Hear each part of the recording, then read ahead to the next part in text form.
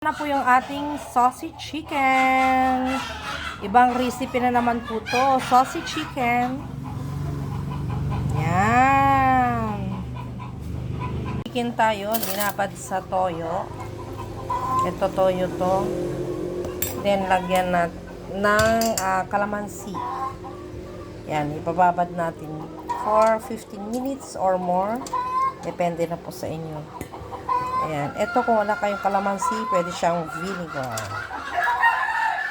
Ayan. Mainit na po yung ating mantika. Lagyan natin ng bawang. Then, sunod natin sibuyas. Lagyan natin yung ating chicken. Ayan. Lagyan natin ng konting tubig or chicken stock. Depende na po sa inyo. Ayan. Para maluto po yung ating manok. Ayan, hintayin natin lumambot yung ating manok. Then, ilagay na natin yung ibang ingredients. Yan, guys. Yan, kumulo na po siya. Lagay na natin yung ating ham. Ham or bacon will do. Any. Then, lagay natin yung sili. Kung may mga patatas po kayo, and carrots, pwede po. Since wala ako, yan po ang ilalagay natin. Lagyan natin ng whole corn.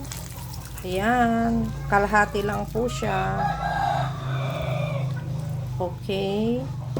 Ng pineapple. Pwede ring suka. Ayan. Depende sa inyo. Ayan po, pineapple. Then, lagyan natin ng laman na pineapple. Ayan. Okay. Depende sa inyo gaano karami ang inyong ilalagay. Natin, konting patis lang po or asin. Depende na po sa inyo. Yan, then konting seasoning, magic sarap. Natin ng cream. Depende na rin sa inyo kung anong brand ng cream.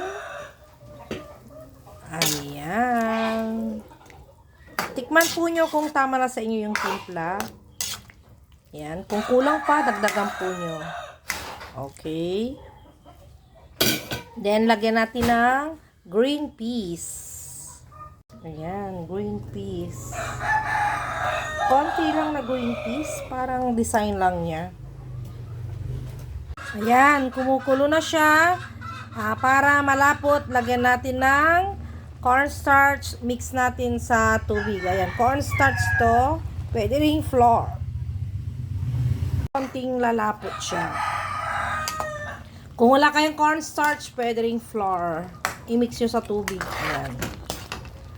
Hintayin na natin siya hanggang mamaya maluto. Okay. Ito ng konting paminta. Ayan, guys. Yan, luto na po yung ating chicken. Saucy chicken. Ayan, guys. Wow. See? Wow, ang sarap. Grabe. Yan, luto na po siya.